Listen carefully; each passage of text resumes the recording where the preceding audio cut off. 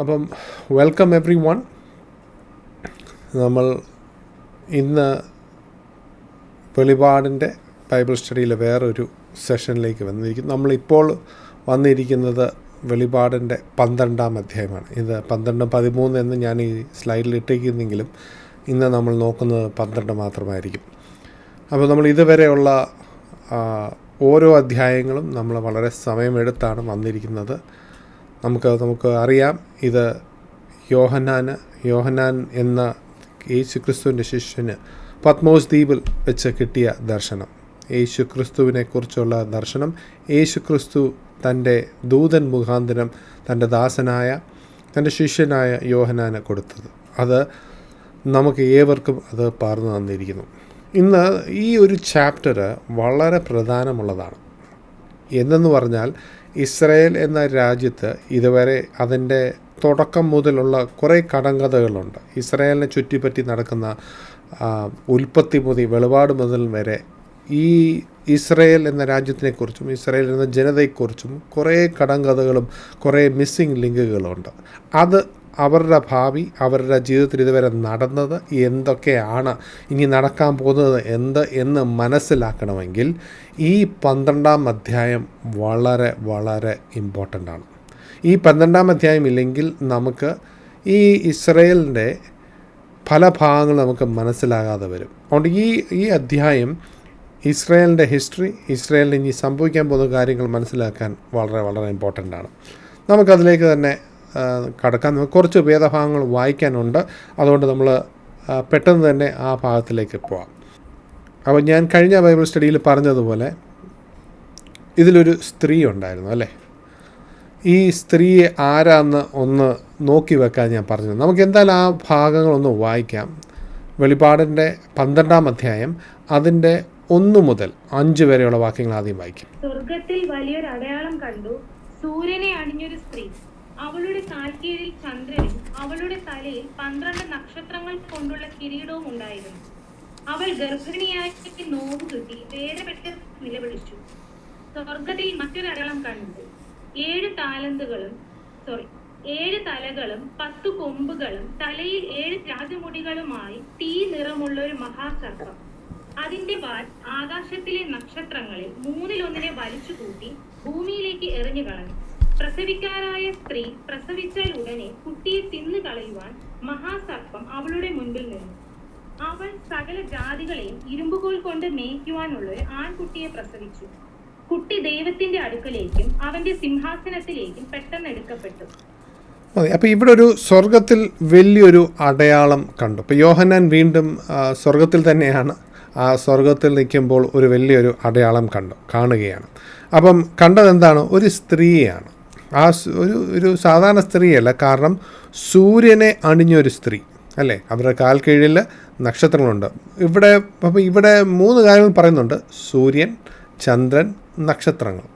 ഇത് വീണ്ടും ഞാൻ പറയുന്ന പോലെ വെളിപാടിലെ പല ഭാഗങ്ങളും ഇതിന് മുമ്പ് ഇതിൻ്റെ ക്ലൂസ് ഇത് നടന്നിട്ടുണ്ട്. ഇതിൽ വെളിപാടിൻ്റെ ഓരോ ഭാഗങ്ങൾ മനസ്സിലാകണമെങ്കിൽ നമ്മുടെ പഴയ നിയമം നമുക്ക് വളരെ നന്നായിട്ട് അറിയാമെങ്കിൽ നമുക്ക് വെളിപാടും പെട്ടെന്ന് തന്നെ മനസ്സിലാക്കുവാൻ സാധിക്കും. ഡാനിയേലിൻ്റെ പുസ്തകം അറിയാമെങ്കിൽ ഡാനിയേലിൻ്റെ പുസ്തകം ഒരു കീ ആണ് വെളിപാട് മനസ്സിലാക്കുവാൻ. അതുപോലെ തന്നെ നമ്മുടെ പഴയ നിയമം വളരെ സ്ട്രോങ് ആണെങ്കിൽ നമുക്ക് ഉടനെ തന്നെ ഇത് പെട്ടെന്ന് കത്തുകയും ചെയ്യും. ഇതിനു മുമ്പ് ഈ ഒരു കാര്യം വന്നിട്ടുണ്ട്: സൂര്യൻ, ചന്ദ്രൻ, നക്ഷത്രങ്ങൾ. നമുക്ക് ഉൽപ്പത്തിയുടെ പുസ്തകം 37-ാം അധ്യായം അതിൻ്റെ 5 മുതൽ 11 വരെ ഒന്ന് വായിക്കാം. യോസഫ് ഒരു സ്വപ്നം കണ്ടു. അത് തന്റെ സഹോദരന്മാരോട് അറിയിച്ചത് കൊണ്ട് അവർ അവനെ അധികമായി വെറുത്തു. അവൻ അവരോട്, ഞാൻ കണ്ട സ്വപ്നം കേട്ടുകൊള്ളുവിൻ. നാം വയലിൽ കറ്റ കെട്ടിക്കൊണ്ടിരുന്നു. അപ്പോൾ എന്റെ കറ്റ എഴുന്നേറ്റ് നിവർന്നു നിന്നു. നിങ്ങളുടെ കറ്റകൾ ചുറ്റും നിന്ന് എന്റെ കറ്റയെ നമസ്കരിച്ചു എന്ന് പറഞ്ഞു. അവന്റെ സഹോദരന്മാർ അവനോട്, നീ ഞങ്ങളെ നിശ്ചയമായും ഭരിക്കുമോ? നീ ഞങ്ങളുടെ മേൽ വാഴ്ച നടത്തുമോ എന്ന് ചോദിച്ചു. അവന്റെ സ്വപ്നങ്ങൾ നിമിത്തവും അവന്റെ വാക്കുകൾ നിമിത്തവും അവർ അവനെ പിന്നെയും അധികമായി വെറുത്തു. അവന്റെ മറ്റൊരു സ്വപ്നം കണ്ടു. അതും തന്റെ സഹോദരന്മാരോട് അറിയിച്ചു. ഞാൻ പിന്നെയും ഒരു സ്വപ്നം കണ്ടു. സൂര്യനും ചന്ദ്രനും 11 നക്ഷത്രങ്ങളും എന്നെ നമസ്കരിച്ചു എന്ന് പറഞ്ഞു. അവൻ അത് പിതാവിനോടും സഹോദരന്മാരോടും അറിയിച്ചപ്പോൾ പിതാവ് അവനെ ശാസിച്ച് അവനോട്, നീ ഈ കണ്ട സ്വപ്നം എന്ത്? ഞാനും നിന്റെ അമ്മയും നിന്റെ സഹോദരന്മാരും സാഷ്ടാംഗം വീണ് നിന്നെ നമസ്കരിക്കുവാൻ വരുമോ എന്ന് ചോദിച്ചു. അവന്റെ സഹോദരന്മാർക്ക് അവനോട് അസൂയ തോന്നി. പിതാവോ ഈ വാക്ക് മനസ്സിൽ സംഗ്രഹിച്ചു. ഈ ഒരു ഭാഗം വളരെ വളരെ ഇൻട്രസ്റ്റിംഗ് ആയിട്ട് തോന്നി. ഇത് യോസഫിന് സഹോദരന്മാരുടെ ഇടയിൽ വളരെ പോപ്പുലാരിറ്റി കൂടാൻ കാരണമുണ്ടായ 2 സ്വപ്നങ്ങളാണ്.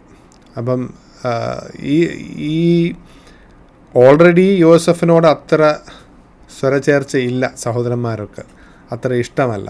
അപ്പോഴാണ് ഈ സ്വപ്നം കാണുന്നത്. ആദ്യത്തെ സ്വപ്നം തന്നെ അവരെ വളരെ ശുഭിതരാക്കി. അവർ വളരെ അസ്വസ്ഥരായിരുന്നു. ഇപ്പോൾ സാധാരണഗതിയിൽ യോസഫ് അത് അവിടെ വെച്ച് നിർത്തേണ്ടതായിരുന്നു. അപ്പം യോസഫ് പറയും, ഇത് ഇനി അടുത്തൊരു സ്വപ്നം കൂടെ പറഞ്ഞു കഴിഞ്ഞാൽ അത് അത്ര സുഖമുള്ള സ്വപ്നമല്ല, അതൊരു വലിയൊരു പ്രശ്നമുണ്ടാക്കും എന്ന് കരുതേണ്ടതായിരുന്നു. പക്ഷേ ദൈവം ചില കാര്യങ്ങൾ തീരുമാനിച്ചതുകൊണ്ട് അതുകൊണ്ട് തന്നെ യോസഫ് അത് ഒന്നും തന്നെ ചിന്തിക്കാതെ കണ്ട 2ാമത്തെ സ്വപ്നവും വിളിച്ച് പറയുന്നുണ്ട്. അപ്പം യോസഫിൻ്റെ സ്വപ്നത്തിൽ കണ്ടത് സൂര്യനും ചന്ദ്രനും 11 നക്ഷത്രങ്ങളുമാണ്. ഇവിടെ 12 12ാമത്തെ നക്ഷത്രം എവിടെ പോയി? യോസഫാണ് ആ 12ാമത്തെ നക്ഷത്രം. അപ്പം ആ വെളിപാടിൽ നിൽക്കുന്ന സൂര്യനും ചന്ദ്രനും നക്ഷത്രങ്ങളും. അപ്പം ഇത് ആരാണ് ഇത് എന്ന് യാക്കോബ് നമുക്ക് വളരെ വ്യക്തമായി മനസ്സിലാക്കി തരുന്നുണ്ട്. കാരണം എന്തുവാ? ഞാനും നിൻ്റെ അമ്മയും നിൻ്റെ സഹോദരന്മാരും സാഷ്ടാംഗം വീണ് നിന്നെ നമസ്കരിക്കാൻ വരുമോ? അപ്പോൾ ആരാണ് ഈ അമ്മ? യാക്കോബും യാക്കോബിൻ്റെ ഭാര്യയും 12 മക്കളും. അതായത് ഈ സ്ത്രീ എന്ന് പറയുന്നത് ഇസ്രായേലാണ്. പലപ്പോഴും പലർക്ക് മനസ്സിലാകാത്തൊരു ഭാഗമാണ് ഇത്. ഇസ്രായേലാണ്. പല സ്ത്രീകളുണ്ട് വെളിപാടിൻ്റെ, നമുക്ക് അതിലേക്ക് വരാം. പക്ഷേ ഇവിടെ പറയുന്ന ഈ സ്ത്രീ എന്ന് പറയുന്നത് ഇസ്രായേലാണ്. നമ്മൾ പഴയ നിയമത്തിലെല്ലാം ഉടനീളം നമുക്ക് ഇസ്രായേലിനെ ഒരു ഭാര്യയോട്, ദൈവത്തിൻ്റെ ഭാര്യയോട് ഉപമിച്ചിരിക്കുന്നതായിട്ട് നമുക്ക് കാണാം. അതും വെറുതെ അല്ല, പലപ്പോഴും ഒരു പ്രസവ വേദന അനുഭവിക്കുന്ന ഒരു സ്ത്രീയായിട്ട് തന്നെയാണ് കാണുന്നത്. നമ്മൾ യെശയ്യാവിൻ്റെ അതിൻ്റെ ഞാൻ വേഴ്സസ് ഇട്ടിട്ടുണ്ട്. യെശയ്യാവിൻ്റെ 54:5, 66:7 ഇതിലെല്ലാം നമുക്ക് കാണുന്നത് ഒരു പ്രസവ വേദനയിൽ പലപ്പോഴും നിലവിളിക്കുന്ന ഒരു സ്ത്രീയായിട്ടാണ് ഇസ്രായേലിനെ കാണുന്നത്. അപ്പം ഈ പഴയ നിയമത്തിൽ ഇത് പലർക്കും ഇത് അറിയാവുന്നതാണ്. നമുക്ക് വേണമെങ്കിൽ അതിൽ 1-2 ഭാഗങ്ങൾ നോക്കാം. യെശയ്യാവിൻ്റെ 54-ാം അധ്യായം അതിൻ്റെ 5-ാം വാക്യം ഒന്ന് വായിക്കാം. നിന്റെ സ്രഷ്ടാവാകുന്നു നിന്റെ ഭർത്താവ്, സൈന്യങ്ങളുടെ യഹോവ എന്നാകുന്നു അവന്റെ നാമം. ഇസ്രായേലിന്റെ പരിശുദ്ധനാകുന്നു നിന്റെ വീണ്ടെടുപ്പുകാരൻ, സർവ്വഭൂമിയുടെയും ദൈവമെന്ന് അവൻ വിളിക്കപ്പെടുന്നു. അപ്പോൾ ഇതിൽ യാതൊരു സംശയമില്ല, ഇസ്രായേലാണ് ഭാര്യ. ഭർത്താവ് ആരാണ്? ദൈവം തന്നെയാണ്, അല്ലേ? ആ സൈന്യങ്ങളുടെ യഹോവ തന്നെയാണ് ആ ഇസ്രായേൽ എന്ന് പറയുന്ന ഭാര്യയുടെ ഭർത്താവ്. അപ്പോൾ ഈ ഭാര്യ ഒരു പ്രഗ്നൻ്റാണ്, പ്രസവ വേദനയാണ്, ഒരു ആൺകുഞ്ഞിനെയാണ് ജന്മം നൽകുന്നത്. ആരാണ് ഈ ആൺകുഞ്ഞ്? നമുക്കെല്ലാവർക്കും അറിയാം, അത് യേശു ക്രിസ്തുവാണ്. അതൊരു സാധാരണ വ്യക്തിയല്ല. കാരണം അതിൻ്റെ 5-ാം വാക്യത്തിൽ ഒരു കാര്യം പറയുന്നുണ്ട്. എന്താണ്? അവൻ സകല ജാതികളെയും ഇരുമ്പ് കോൽ കൊണ്ട് മേയ്ക്കുവാനുള്ള ഒരു ആൺകുട്ടിയെ പ്രസവിച്ചു. അപ്പം സകല ജാതികളെയും ഇരുമ്പ് കോൽ കൊണ്ട് മേയ്ക്കുവാൻ കഴിയുന്ന അധികാരമുള്ള ഒരു ആൺകുട്ടിയാണ് ഈ ഇസ്രായേൽ എന്ന സ്ത്രീ പ്രസവിച്ചിരിക്കുന്നത്. അതുകൊണ്ട് തന്നെ പിശാചിന് ഫ്രം ഡേ 1 ഇസ്രായേലിനോട് പ്രശ്നമുണ്ട്. കാരണം ഏകദേശം ഈ ഒരു ആൺകുട്ടി വരുമെന്ന് പിശാചിന് അറിയാമായിരുന്നു. ഈ ആൺകുട്ടി ജനിച്ചാൽ തൻ്റെ രാജ്യത്തിനെതിരെ തിരിയുമെന്നും സകല രാജ്യങ്ങളെയും തകർക്കുമെന്ന് പിശാചിന് നന്നായിട്ട് അറിയാമായിരുന്നു. അതുകൊണ്ട് തന്നെ നിങ്ങൾ ഇസ്രായേലിൻ്റെ ഹിസ്റ്ററി പഠിച്ചു കഴിഞ്ഞാൽ യേശു ക്രിസ്തു ജനിച്ച ആ സമയത്ത് തന്നെ ഹെരോദ് രാജാവ് അന്ന് ജനിച്ച സകല ആൺകുഞ്ഞുങ്ങളെയും കൊല്ലുവാൻ ഒരു ശ്രമം നടത്തുന്നുണ്ട്, അല്ലേ? അത് ആദ്യവട്ടമല്ല, മോശയുടെ കാലത്തും ഇത് സംഭവിക്കുന്നുണ്ട് എന്ന് ഓർത്തുകൊള്ളുക. ഇത് പിന്നെ ഹാമാൻ്റെ കാലത്തും ഇത് നടക്കുന്നുണ്ട്. അതായത് എസ്തർ രാജ്ഞി, സെർക്സസ് രാജാവ്, ആർട്ടിസേഴ്സസ് എന്ന് പറയുന്ന ആ രാജാവിൻ്റെ മുമ്പിൽ പോയി നിൽക്കുന്ന കഥ ഏതെന്ന് പറഞ്ഞാൽ, അന്ന് ഇസ്രായേൽ ജനതയെ ഉന്മൂലനാശത്തിനായിട്ട് ഹാമാൻ പ്രവർത്തിക്കാൻ ചെയ്യുകയാണ്. അത് ഓരോ കാലഘട്ടത്തിലും ഇസ്രായേലിനെ ഉന്മൂലനാശം കൊണ്ടുവരാൻ സാത്താൻ ശ്രമിച്ചിട്ടുണ്ട്. അതിൻ്റെ മെയിൻ ഉദ്ദേശം ഈ ആൺകുഞ്ഞിനെ തകർക്കുക, അല്ലെങ്കിൽ ഈ ആൺകുഞ്ഞ് വരാതിരിക്കുക എന്നുള്ളതാണ്. കാരണം ആ ഉന്മൂലനാശം സംഭവിച്ചു കഴിഞ്ഞാൽ പിന്നെ ഒരു ആൺകുഞ്ഞ് വരാൻ പോകുന്നില്ല. അപ്പോൾ അത് പലവട്ടമായിട്ട് ശ്രമിച്ചിട്ടുണ്ട്. അപ്പോൾ ഈ ആൺകുഞ്ഞ് വരിക തന്നെ ചെയ്തു എന്ന് നമുക്കതിൻ്റെ 6 മുതലുള്ളത് വായിക്കാം. സ്ത്രീ മരുഭൂമിയിലേക്ക് ഓടിപ്പോയി അവിടെ അവളെ 1260 ദിവസം പോറ്റേണ്ടതിന് ദൈവം ഒരുക്കിയ ഒരു സ്ഥലം അവൾക്കുണ്ട്. പിന്നെ സ്വർഗത്തിൽ യുദ്ധം തുടങ്ങി. മീഖായേലും അവന്റെ ദൂതന്മാരും മഹാസർപ്പത്തോട് പടവെട്ടി. തന്റെ ദൂതന്മാരുമായി മഹാസർപ്പവും പടവെട്ടി, ജയിച്ചില്ല താനും. സ്വർഗത്തിൽ അവരുടെ സ്ഥലം പിന്നെ കണ്ടതുമില്ല. ഭൂതലത്തെ മുഴുവൻ തെറ്റിച്ചു കളയുന്ന പിശാചും സാത്താനും എന്ന മഹാസർപ്പമായ പഴയ പാമ്പിനെ ഭൂമിയിലേക്ക് തള്ളിക്കളഞ്ഞു. അവന്റെ ദൂതന്മാരെയും അവനോടുകൂടെ തള്ളിക്കളഞ്ഞു. മതി. ഈ സംഭവിക്കുന്നത് ഇത് പലപ്പോഴും പലര് വ്യാഖ്യാനിച്ചിരിക്കുന്ന ഇത് ആദിയിൽ അതായത് നമ്മുടെ സമയത്തിൻ്റെ അല്ലെങ്കിൽ സൃഷ്ടി കഴിഞ്ഞിട്ടുണ്ടായ സ്വർഗീയ തലങ്ങളിൽ ഉണ്ടായ ഒരു യുദ്ധമാണെന്നാണ്. ഇല്ല, ഈ യുദ്ധം ഇതുവരെ നടന്നിട്ടില്ല. കാരണം എന്താ, ഒരു 1260 ദിവസത്തിൻ്റെ കണക്ക് പറയുന്നുണ്ട്. ഈ 1260 ദിവസത്തിൻ്റെ കണക്ക് നമ്മൾ വെളിപാടിൻ്റെ ബാക്കി ഭാഗം പഠിച്ചത് കൊണ്ടും ഡാനിയലിൻ്റെ പുസ്തകം 9-ാം അധ്യായം അതിൻ്റെ 24 മുതൽ 27 വായിച്ചത് കൊണ്ടും നമുക്കറിയാം ഈ ദിവസം വരാൻ പോകുന്നതേ ഉള്ളൂ. അപ്പോൾ ഇവിടെ നടക്കുന്ന യുദ്ധം എന്താണ്? അതായത് ഇപ്പോഴും പിശാചിന് സ്വർഗത്തിൽ ആക്സസ് ഉണ്ട്. സ്വർഗാദി സ്വർഗം എന്നല്ല, പല തലങ്ങളുണ്ട്, 3 സ്വർഗങ്ങളുണ്ട്. അതിൽ ഒരു സ്വർഗത്തിൽ അവന് ആക്സസ് ഉണ്ട്. അതിൻ്റെ എന്തെങ്കിലും ആധാരമുണ്ടോ എന്ന് ചോദിച്ചാൽ അതാണ് ഇയ്യോബിൻ്റെ പുസ്തകം. ഇയ്യോബിൻ്റെ എതിരെ സാത്താൻ കുറ്റം പറയുവാൻ പോകുന്നുണ്ട്. അന്ന് പല ദൂതന്മാരുടെ കൂട്ടത്തിൽ കയറി വന്നത് പിശാചായിരുന്നു. അപ്പോൾ ഇന്നും പിശാചിന് ആക്സസ് ഉണ്ട്. പക്ഷേ എന്നാണ് തീരുന്നത്? ഈ കണക്ക് പ്രകാരം ഈ 1260 ദിവസത്തിൻ്റെ തുടക്കത്തിലാണ് ഈ സംഭവം നടക്കുന്നത്. അന്നാണ് ഈ യുദ്ധം നടക്കാൻ പോകുന്നതും മീഖായേലും തൻ്റെ ദൂതന്മാരും ഈ പിശാചിനെയും അവൻ്റെ കൂടെയുള്ള എല്ലാവരെയും അവിടെ നിന്ന് എന്നേക്കമായി തള്ളിക്കളയുകയാണ്. അതായത് പിന്നെ അവർക്ക് അവിടെ സ്ഥാനമില്ല. ആ സ്ഥാനം നഷ്ടപ്പെട്ടു എന്ന് അറിയുമ്പോഴാണ് പിന്നെ പിശാചിനൊരു കാര്യം അറിയാം. അങ്ങോട്ടുള്ള സ്വർഗത്തിലേക്കുള്ള ആക്സസ് നിന്നു കഴിഞ്ഞാൽ പിന്നെ സംഭവിക്കാൻ പോകുന്നത് അവൻ്റെ ജഡ്ജ്മെൻ്റാണ്. അവന് പിന്നെ അധികം സമയമില്ല എന്ന് പിശാചിന് നന്നായിട്ടറിയാം. അപ്പോൾ എന്നാണോ അവൻ്റെ ആക്സസ് പോകുന്നത് സ്വർഗീയ തലങ്ങളിൽ, അതായത് യേശുക്രിസ്തു ഇരിക്കുന്ന സിംഹാസനം ഇരിക്കുന്ന ആ സ്ഥലത്തേക്കൊന്നുമല്ല ഞാൻ ഈ പറയുന്നത്. 3 തലങ്ങളെങ്കിലും ഉണ്ട് സ്വർഗത്തിൽ. അതിൽ ഒരു തലത്തിലുള്ള ആക്സസ്സാണ് ഞാൻ ഈ പറയുന്നത്. പക്ഷേ ആ ആക്സസിലും ആക്ച്വലി എനിക്ക് മനസ്സിലായത്, വചനം പഠിക്കുമ്പോൾ മനസ്സിലായത്, അവൻ ഒരിക്കൽ കൂടി യേശുക്രിസ്തുവിൻ്റെ സിംഹാസനം പിടിച്ചെടുക്കാനുള്ള ഒരു ശ്രമമാണ്, ഒരു അവസാനത്തെ ശ്രമിക്കുന്നതാണ്. പക്ഷേ അവനെ എന്നേക്കുമായി അവനെ മീഖായേലും തൻ്റെ ദൂതന്മാരും ഈ പിശാചിനെ തള്ളി താഴെയിടുമ്പോൾ പിശാചിന് ഒരു കാര്യം വ്യക്തമാണ്, അവനിനി അധികം സമയമില്ല. ബാക്കിയെല്ലാം സംഭവിച്ചു കഴിഞ്ഞു. അതാണ് ഈ 1260 ദിവസത്തിൻ്റെ കണക്ക്. അതവിടെ ഇല്ലായിരുന്നുവെങ്കിൽ നമുക്ക് ഇത് മുമ്പ് നടന്നതുപോലെ തന്നെ വിശ്വസിക്കേണ്ടി വന്നേനെ. ആ 1260 ദിവസം അവിടെ കിടക്കുന്നതുകൊണ്ട് ഇത് വേറെ സംഭവമാണ്. അപ്പം ഇത് ഇനി സംഭവിക്കാൻ പോകുന്നതേ ഉള്ളൂ. കാരണം എന്തുവാ, അവിടെ ഒരു കാര്യം പറയുന്നുണ്ട്. ഭൂതലത്തെ മുഴുവൻ തെറ്റിച്ച് കളയുന്ന പിശാചും സാത്താനും എന്ന മഹാസർപ്പമായ പഴയ പാമ്പിനെ ഭൂമിയിലേക്ക് തള്ളിക്കളഞ്ഞു. അവൻ്റെ ദൂതന്മാരെ അവനോട് കൂടെ തള്ളിക്കളഞ്ഞു. അപ്പോൾ ഞാൻ സ്വർഗത്തിലൊരു മഹാശബ്ദം പറഞ്ഞത് കേട്ടു, ഇപ്പോൾ നമ്മുടെ ദൈവമായ രക്ഷയും ശക്തിയും രാജ്യവും അവൻ്റെ ക്രിസ്തുവിൻ്റെ ആധിപത്യവും തുടങ്ങിയിരിക്കുന്നു. ഇപ്പോഴാണ് തുടങ്ങുന്നത്. ഭൂമിയിലേക്ക് ഉള്ള സകല അധികാരവും സകല ആധിപത്യത്തിലേക്ക് കയറുകയാണ്. ഇന്നും ഈ ഭൂമിയിലെ ഈ ലോകത്തിൻ്റെ ദൈവം പിശാചാണ്. യേശുക്രിസ്തുവിൻ്റെ കംപ്ലീറ്റ് ആധിപത്യമില്ല എന്ന് പറഞ്ഞാൽ യേശുക്രിസ്തുവിന് അധികാരമില്ലെന്നല്ല. ദൈവത്തിൻ്റെ ആത്മാവ് എവിടൊക്കെയോ ആധിപത്യം കാണിക്കുന്നോ അവിടെ എല്ലാം ആരാജ്യങ്ങളിൽ, മനുഷ്യന്മാരുടെ ജീവിതത്തിൽ, വ്യക്തികളുടെ ജീവിതത്തിൽ, കുടുംബങ്ങളുടെ ജീവിതത്തിൽ അവിടെ എല്ലാം ദൈവം ഇടപെടും. പക്ഷേ കംപ്ലീറ്റ് ആധിപത്യം കംപ്ലീറ്റായിട്ട് ഏറ്റെടുക്കുന്നത് ഇപ്പോഴാണ്. ഈ സംഭവം കഴിഞ്ഞിട്ടാണ്. അത് വേണമെങ്കിൽ ഒന്നുകൂടെ വായിച്ചോ. 11 വായിച്ചേ, 10 വായിച്ചോളൂ. മഹാശബ്ദം പറഞ്ഞു കേട്ടത്, ഇപ്പോൾ നമ്മുടെ ദൈവത്തിന്റെ രക്ഷയും ശക്തിയും രാജ്യവും അവന്റെ ക്രിസ്തുവിന്റെ ആധിപത്യവും തുടങ്ങിയിരിക്കുന്നു. നമ്മുടെ സഹോദരന്മാരെ രാപ്പകൽ ദൈവസന്നിധിയിൽ കുറ്റം ചുമത്തുന്ന അപവാദിയെ തള്ളിയിട്ട് കളഞ്ഞുവല്ലോ.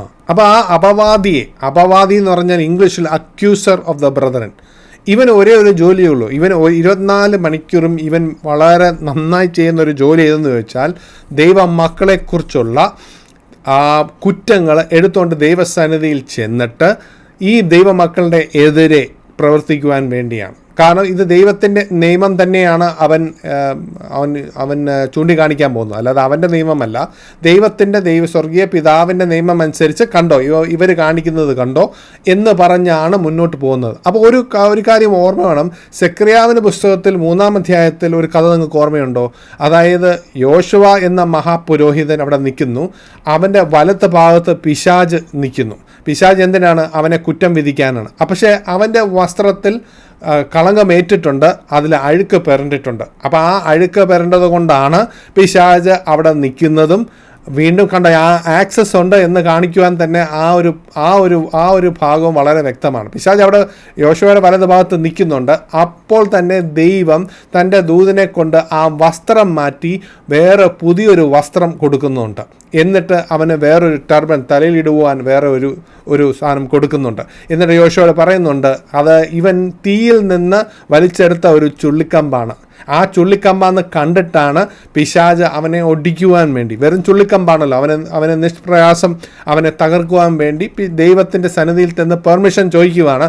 ഇവനെ ഞാൻ തീർത്ത് കളയാൻ പോവുകയാണ്, കാരണം അവൻ്റെ വസ്ത്രത്തിൽ കളങ്കം വന്നിട്ടുണ്ട്.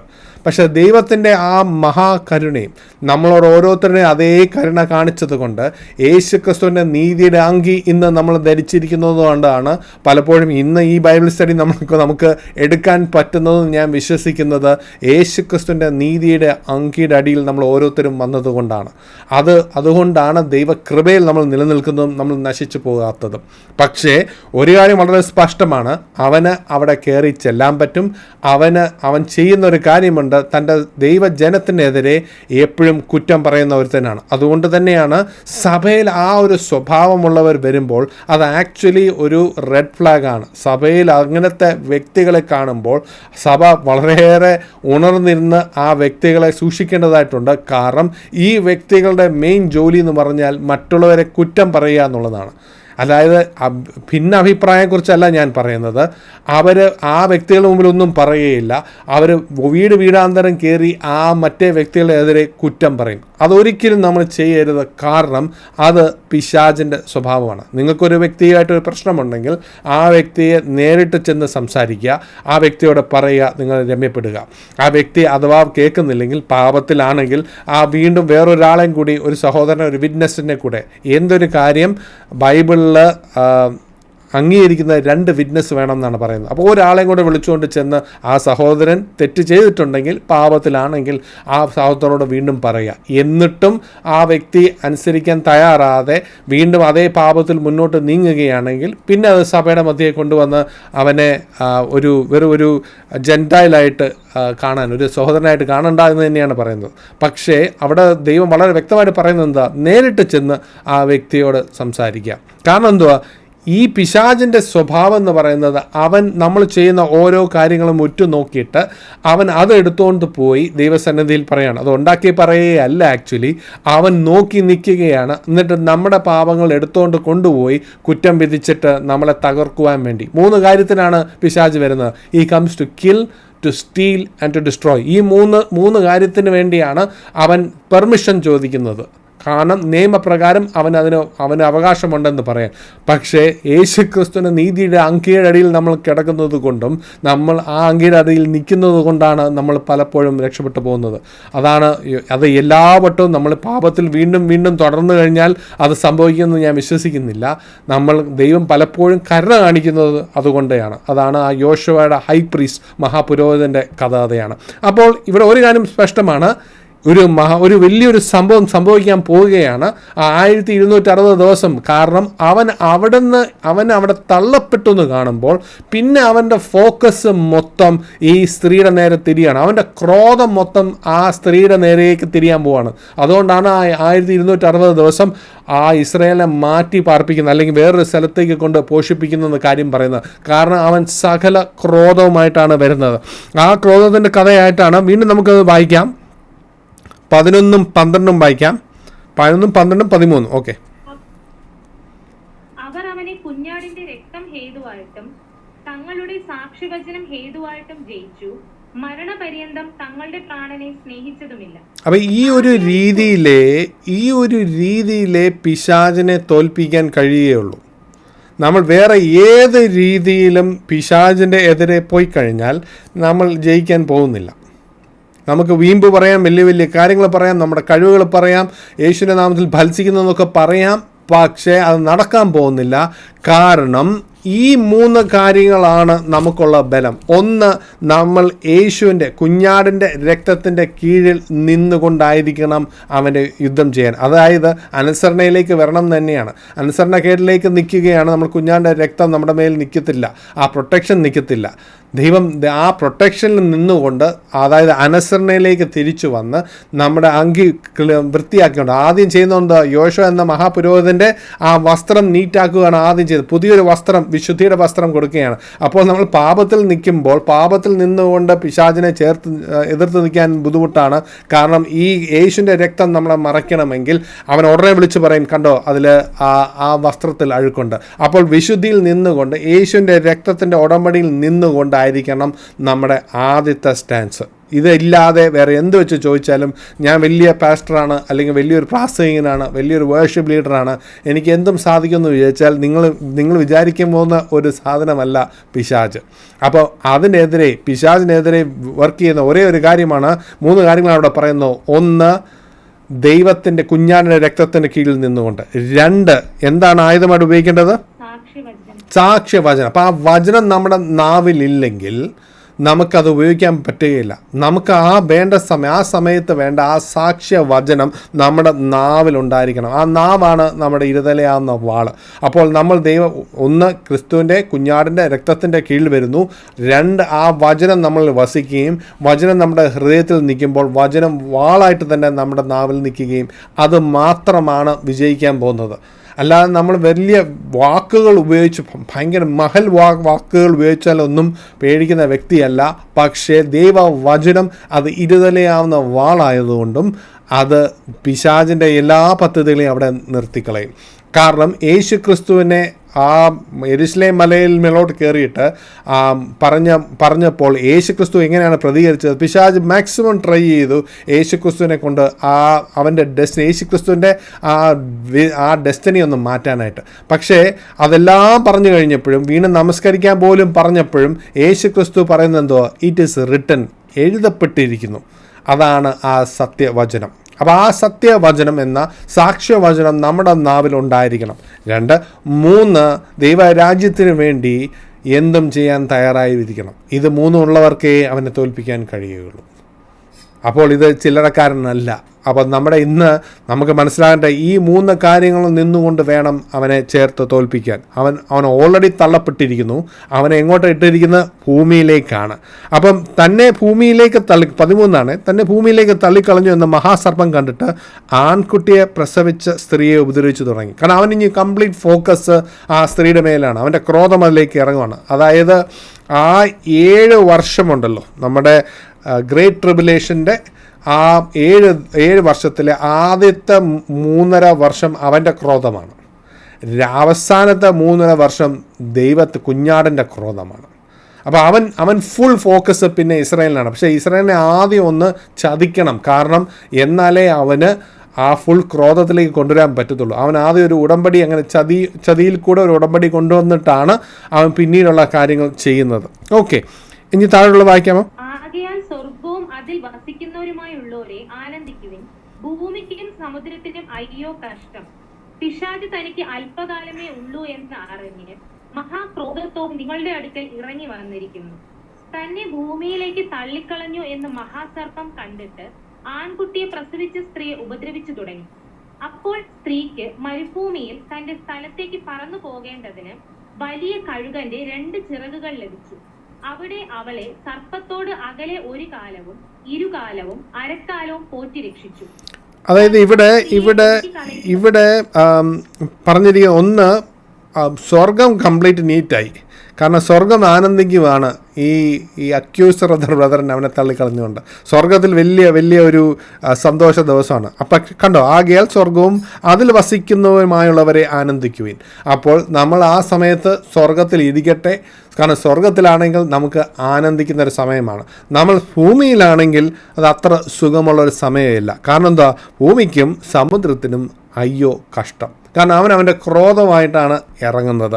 അപ്പം മഹാസർപ്പം പക്ഷേ ഈ ക്രോധത്തിൻ്റെ മെയിൻ ഫോക്കസ് ഈ സ്ത്രീയാണ്. ഇസ്രായേൽ എന്ന ആ സ്ത്രീ തന്നെയാണ് അവൻ്റെ മെയിൻ ഫോക്കസ്. പിന്നെ 14 വായിക്കുമ്പോൾ സ്ത്രീക്ക് മരുഭൂമിയിൽ പറന്നു പോകേണ്ടുന്ന വലിയ കഴുകനല്ല, അത് ഈഗിളാണ്. കാരണം ഈ നമ്മുടെ പഴയ നിയമം വായിക്കുമ്പോഴും ഈ ഇസ്രായേലിനെ മിസ്രൈം ദേശത്തിൽ നിന്ന് കനാൻ ദേശത്തിലേക്ക് കൊണ്ടുപോയത് ദൈവം കാണുന്നത് അത് പരുന്തിൻ്റെ ചിറകിൻ കീഴിൽ കൊണ്ട് നടത്തിയതുപോലെ തന്നെയാണ്. അങ്ങനെയാണ് ദൈവം വർണ്ണിക്കുന്നത് അതിനെ. മറ്റുള്ളവർ അതിനെ പല രീതിയിലായിരിക്കും കാണുന്നത്. ചിലർക്ക് അത് ഭയങ്കര വിഷമമുള്ള കാലഘട്ടമായിരിക്കാം, അവർ ദൈവത്തോട് മല്ലിട്ട ഒരു കാലഘട്ടമായിരിക്കും. പക്ഷെ ദൈവം കണ്ടത് തൻ്റെ ചിറകിൻ കീഴിൽ അവരെ കൊണ്ടുപോകുന്ന പോലെയാണ് ദൈവം കാണുന്നത്. അപ്പം നിങ്ങൾ പഴയ നിയമം വായിക്കുമ്പോൾ എപ്പോഴും ആ ഒരു ഭാഗം നമുക്ക് വായിക്കാൻ കഴിയും. അതായത് അവിടെ പരുന്താണ്, കഴുകനല്ല. പരുന്തിൻ്റെ ചിറകിൻ്റെ കീഴിൽ അമ്മ തൻ കുഞ്ഞിനെ നോക്കുന്നത് പോലെ ദൈവം അങ്ങനെയാണ് ഇസ്രായേലിനെ പരിപാലിച്ചത്. അതായത് ഇസ്രായേലിനെ മറ്റേ 5 സ്റ്റാർ ഫെസിലിറ്റി എന്നല്ല പറയുന്നത്, അത് വരുന്നു, അതിനുള്ള സമയം വരുന്നു. പക്ഷേ ഈ ഭൂമിയിൽ വളരെയേറെ പ്രയാസങ്ങളുണ്ട്, എതിർപ്പുകളുണ്ട്, കഷ്ടപ്പാടുകളുണ്ട്. പക്ഷേ അതിലെല്ലാം ദൈവം നമ്മുടെ കൂടെയുണ്ട്. ദൈവത്തിൻ്റെ സാന്നിധ്യം നമ്മുടെ കൂടെയുണ്ട്. അവൻ്റെ ചിറക് നമ്മുടെ മേൽ ഇരിക്കുന്നു. അപ്പോൾ അവൻ്റെ സാന്നിധ്യമാണ് ഏറ്റവും ഇമ്പോർട്ടൻറ്റ്. നമുക്ക് നമ്മുടെ ജീവിതത്തിൽ എത്ര സമൃദ്ധി ഉണ്ടെങ്കിലും ധനമുണ്ടെങ്കിലും ദൈവത്തിൻ്റെ സാന്നിധ്യമില്ലെങ്കിൽ അതിൽ യാതൊരു കാര്യമില്ല. ദൈവത്തിൻ്റെ സമാധാനവും സന്തോഷവും നമുക്ക് ലഭിച്ചിട്ടില്ലെങ്കിൽ അതിൽ യാതൊരു കാര്യമില്ല. പക്ഷേ ഇസ്രായേലിനെ സംബന്ധിച്ച് വാക്ക് മാറാത്ത ദൈവം, ഉടമ്പടിയിൽ നിന്ന് ഒട്ടും പിന്മാറാത്ത ഒരു ദൈവമുള്ളത് കൊണ്ട് ഇസ്രായേൽ പലപ്പോഴും അനുസരണക്കേട് കാണിക്കുമ്പോഴും ആ ഇസ്രായേലിനെ കൈവിടാത്ത ഒരു ദൈവം. അപ്പോൾ ആ ചിറകൻ കീഴിലാണ് ഇസ്രായേലിനെ കാത്ത് പരിപാലിക്കുന്നത്. ഇവിടെയും അത് തന്നെ സംഭവിക്കുന്നു. പിശാചിൻ്റെ സകല തന്ത്രങ്ങളുടെ എതിരെയും ദൈവം ഇസ്രായേലിനെ ആ ചിറകുകൾ കൊണ്ട് അവരെ എങ്ങോട്ടോ കൊണ്ടുപോവുകയാണ്. വീണ്ടും ആ സമയം നോക്കി ആ ദൈവം ഉദ്ദേശിച്ച സമയത്തിന് അവരെ പോറ്റി പരിപാലിക്കുന്നു. അതായത് എല്ലാ മനുഷ്യരും എല്ലാ രാജ്യങ്ങളും ആ സമയം കൊണ്ട് കൈവിടും. ഇന്ന് സഹായിക്കുന്ന പല രാജ്യങ്ങളും അന്ന് ഇസ്രായേലിൻ്റെ കൂടെ നിൽക്കുകയില്ല. ഇസ്രായേൽ ഒറ്റയ്ക്ക് തന്നെയായിരിക്കും. ആ ഒറ്റയ്ക്ക് നിൽക്കുന്ന ഇസ്രായേലിനെ സഹായിക്കാൻ വരുന്നത് ഇസ്രായേലിൻ്റെ ഒടയോൻ, ഇസ്രായേലിൻ്റെ ഭർത്താവ്, ഇസ്രായേലിൻ്റെ എല്ലാമായ യാഹോവേ തന്നെയായിരിക്കും. ആ യാഹോവേൻ്റെ ചിറക് അത് ഒരു വ്യക്തിക്കും അത് മാറ്റുവാൻ കഴിയില്ല. തൻ്റെ കുഞ്ഞിനെ നോക്കുവാൻ, തൻ്റെ ഭാര്യയെ നോക്കുവാൻ, തൻ്റെ ജനത്തെ നോക്കുവാൻ അവൻ്റെ ചിറകും അവൻ്റെ കൈയും ധാരാളം. അത് ഒരു മനുഷ്യനോ ഒരു ശക്തിക്കോ അത് കഴിയില്ല. അവൻ മാക്സിമം ട്രൈ ചെയ്യും എന്നും പറഞ്ഞ് എനിക്ക് വളരെ അതിശയമുള്ള കാര്യം എന്ന് പറഞ്ഞാൽ ഇതെല്ലാം എഴുതപ്പെട്ടതാണല്ലോ. ഇത് എഴുതപ്പെട്ടിരിക്കുന്നു എന്ന് വിചാരിച്ച് പിശാച് അത് എന്നാൽ പിന്നെ വെറുതെയാണ് എന്ന് കരുതുന്നില്ല. തനിക്കുള്ള സകല റിസോഴ്സസും തൻ്റെ കയ്യിലുള്ളത് എല്ലാം ആ സ്ത്രീയുടെ എതിരെ ഒഴുക്കുവാണ്. കാരണം നമുക്കത് കാണാം. നമുക്ക് താഴോട്ട് വായിക്കാം. അവളുടെ പിന്നാലെ തന്റെ വായിൽ നിന്ന് നദി പോലെ വെള്ളം ചാടിച്ചു. എന്നാൽ ഭൂമി സ്ത്രീക്ക് തുണ നിന്നു. മഹാസർപ്പം വായിൽ നിന്ന് ചാടിച്ച നദിയെ ഭൂമി വായ് തുറന്ന് വിഴുങ്ങിക്കളഞ്ഞു. അപ്പൊ ഇവിടെ ഭൂമിയെ വിഴുങ്ങുവാൻ വേണ്ടി സർപ്പം തന്റെ വായിൽ നിന്ന് നദിയെ ചാടിച്ചു എന്നാണ് പറയുന്നത്. ഒരു പക്ഷേ ഇത് പല രാജ്യങ്ങളുടെ ഭടന്മാരായിരിക്കാം, സോൾജേഴ്സ് ആയിരിക്കാം, ആർമി ആയിരിക്കാം. ഒരു പക്ഷേ അവൻ്റെ കയ്യിലുള്ള സകല റിസോഴ്സസും ഇസ്രായേലിൻ്റെ നേരെ തിരിക്കുകയാണ്. പക്ഷേ ഭൂമി അതിനെ വിഴുങ്ങിക്കളഞ്ഞു എന്നാണ് പറയുന്നത്. അവിടെ പലരും പറയുന്നത് ഒരു പക്ഷേ ഒരു മഹാഭൂകമ്പമായിരിക്കാം ഇവരെ എല്ലാം തകർത്ത് കളയുന്നത്. ദൈവം തന്നെ അത്ഭുതകരമായി ഇസ്രായേലിനെ പരിപാലിക്കുകയാണ്. അതായത് വേറെ ഒരു ആൾ നല്ല ഇടപെടുന്നില്ല. ഈ ദൈവമായ യഹോവ ആ ഭൂമിയിൽ തന്നെ അടിസ്ഥാനങ്ങളെ ഇളക്കി അവരെ വിഴുങ്ങിക്കളയുകയാണ്. ഇത് മുമ്പ് സംഭവിച്ചിട്ടുണ്ട്. എവിടെ? നമ്മുടെ കോരയുടെ ഒരു സ്റ്റോറി നമുക്ക് അറിയാം. ഭൂമി പിളർന്ന് വിഴുങ്ങിയ കഥകളുണ്ട്. പിന്നെ വെളിപാടിൻ്റെ ഭാഗങ്ങൾ നമുക്ക് അറിയാം. അതുവരെ കാണാത്തുള്ള ഭൂകമ്പങ്ങളാണ്, ലോകം കണ്ടിട്ടില്ലാത്ത ഭൂകമ്പങ്ങളാണ് സംഭവിക്കാൻ പോകുന്നത്. അപ്പം ഇത് ഒരു പക്ഷേ അതായിരിക്കാം ഇസ്രായേലിനെതിരെ വരുന്ന എല്ലാ രാജ്യങ്ങളെയും വിഴുങ്ങിക്കളയുന്ന ആ ഭൂമി. അതും നമ്മുടെ ദൈവം സൃഷ്ടിച്ചത് തന്നെ. അപ്പം വീണ്ടും അതുകൊണ്ടതൊന്നും മഹാസർപ്പം നിൽക്കുന്നില്ല. മഹാസർപ്പം അവിടെ കൊണ്ട് എല്ലാം പോയല്ലോ എന്ന് പറഞ്ഞ് നിൽക്കുന്നില്ല. 17 വായിച്ചേ. മഹാസർപ്പം സ്ത്രീയോട് കോപിച്ചു, ദൈവകൽപ്പന പ്രമാണിക്കുന്നവരും യേശുവിന്റെ സാക്ഷ്യം ഉള്ളവരുമായി അവളുടെ സന്തതിയിൽ ശേഷിപ്പുള്ളവരോട് യുദ്ധം ചെയ്യുവാൻ പുറപ്പെട്ടു. അവൻ കടൽപ്പുറത്തെ മണലിന്മേൽ നിന്നു. അപ്പം ഇവിടെ കണ്ട വീണ്ടും ദൈവത്തിൻ്റെ സാന്നിധ്യവും ദൈവത്തിൻ്റെ അത്ഭുതകരമായ കരം കണ്ടതുകൊണ്ടൊന്നും പിശാച് പിന്മാറുന്നില്ല. പിശാച് വീണ്ടും തനിക്ക് പറ്റുന്ന അല്ലെങ്കിൽ അവന് പറ്റുന്ന സകല സ്ട്രെങ്തും കൊണ്ടും ശക്തി കൊണ്ടും വീണ്ടും തിരിച്ചു വരികയാണ്. അവൻ വീണ്ടും, അതായത് പെട്ടെന്ന് പിന്മാറുന്ന ആളല്ല. ഇന്നും ദൈവജനത്തിനെതിരെയും, അതൊരു പ്രത്യേക കൂട്ടരാണ്, അവൻ എല്ലാവരെയും എടുത്ത് പോകുന്നില്ല. അതായത് ദൈവകൽപ്പന പ്രമാണിക്കുന്നവരും യേശുവിൻ്റെ സാക്ഷ്യമുള്ളവരുമായി ഇന്നും ആദ്യം മുതൽ ഈ കൂട്ടരെ അവൻ ടാർഗറ്റ് ചെയ്യുന്നുണ്ട്. നിങ്ങൾ ഈ കൂട്ടത്തിലുണ്ടെങ്കിൽ പിശാച് നമ്മളെ ടാർഗറ്റ് ചെയ്യും. പക്ഷെ നമുക്കുള്ളത് ഏക രക്ഷ എന്ന് പറഞ്ഞാൽ എന്താണ്? കുഞ്ഞാടിൻ്റെ രക്തം, നമ്മുടെ വായിലിരിക്കുന്ന സത്യവചനം അല്ലെങ്കിൽ സാക്ഷ്യവചനം, പിന്നെ ദൈവരാജ്യത്തിന് വേണ്ടി എന്തും ചെയ്യാനുള്ള ചങ്കുറ്റം. അത് ദൈവമേ നിൻ്റെ കയ്യിലേക്ക് നമ്മൾ വരുന്നു എന്ന് പറയുന്നത്. അങ്ങനത്തുള്ളവർക്ക് മാത്രമേ എതിർത്ത് നിൽക്കുവാൻ കഴിയുള്ളൂ. അങ്ങനത്തുള്ളവരെ തന്നെയാണ് അവൻ ടാർഗറ്റ് ചെയ്യുന്നത്. അങ്ങനത്തുള്ളവരെയാണ് ദൈവവും ഉറ്റുനോക്കുന്നത്. ദൈവവും നോക്കുന്നത് തനിക്ക് വേണ്ടി നിൽക്കുന്ന, തൻ്റെ രാജ്യത്തിന് വേണ്ടി നിൽക്കുന്ന ആ ജനത്തെ തന്നെ. ആരാണ് സ്വയം യേശുവിൻ്റെ രക്തത്തിനടിയിൽ ഉടമ്പടിയിൽ നിന്നുകൊണ്ട് വചനം വായിലേറ്റുകൊണ്ട് സ്വന്തം ജീവനെ അർപ്പിച്ചുകൊണ്ട് തൻ്റെ രാജ്യത്തിന് വേണ്ടി നിൽക്കുന്നത് ആര് എന്ന് നോക്കുകയാണ്. പിശാചും അതേ കൂട്ടരെ തന്നെ ടാർഗറ്റ് ചെയ്യുന്നു, ദൈവവും അതേ കൂട്ടരോട് തന്നെ നിൽക്കുന്നു.